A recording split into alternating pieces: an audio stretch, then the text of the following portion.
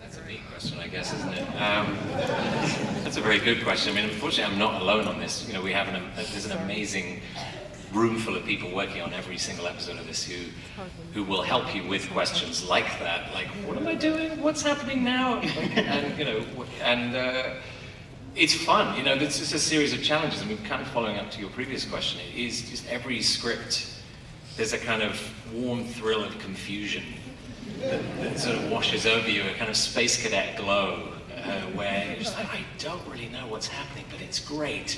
And that's what it's like watching it. That's what it's like to transmit, and that's what it's like to receive. And so we're all sort of sharing in this wonderful experience. And that's really what it has been, I think, is an experience. And so each one of those entities that might be at the helm of David at any one time is all kind of feeding the larger experience, really. I'm never looking for the sort of the overarching narrative to each one of them. It's how they are battling, you know, with one particular situation or one particular interaction. But it's just a whole ball of fun challenges every day. Well, here's one specific. When you and Rachel in character switched consciousnesses, yeah, did you like talk to each other beforehand about which bits of your physical personalities you were going to steal, and how did that go? A little bit. Yeah, watching each other and getting to play each other. It was quite fun. It's sort of what you always, I think, after a certain time in a show, you always wish you could switch roles and play other people's parts. And we kind of got to do that on quite a regular basis.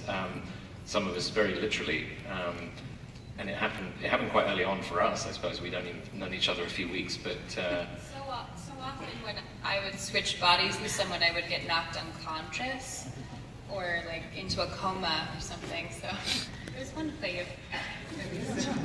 Likewise. But you got to play Katie, kind of? Yeah, well, I would say that, I mean, I feel like I've played a couple different people in my own brain, at least I think so. But I think for me it was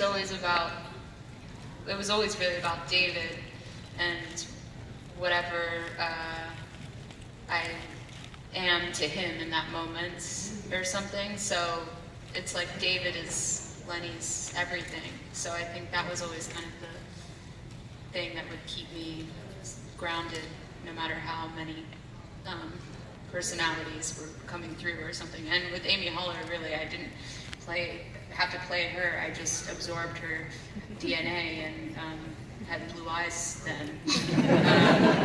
And so I felt that one very physically. You can't really see with those in, can you?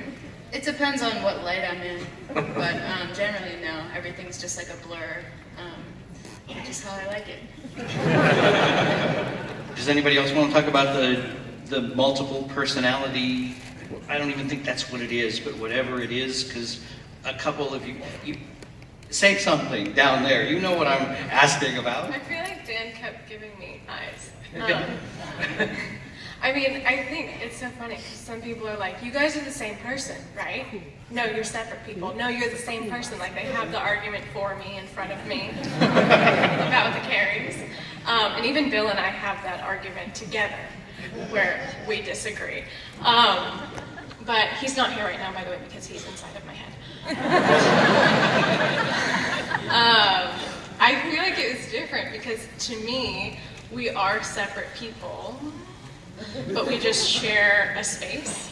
And so for us, it was really like, from the first day that we met, I like zeroed in on him and I was like, we're gonna be best friends. And we really are, like, we're very close and we spend a lot of time together and, you know, it's just sort of like, how do we, I feel like our cohabitated space is a lot of focusing on our differences rather than where we are alike, because I think that's the beauty of the Carries, is that they make up this dynamic of two people who seem so in sync that they are one. And I feel like that's how we've done that. But even like in the first season, I had that thing where like Aubrey's monster thing took over my body. And when I did that, I feel like I just asked her all the questions. I just found her and I trapped her in a corner and I asked her everything I could. And then to make the transition to season 3, and I've only got a couple of minutes before I turn the questions over to you guys, so in a couple of minutes if you want to go towards the microphones.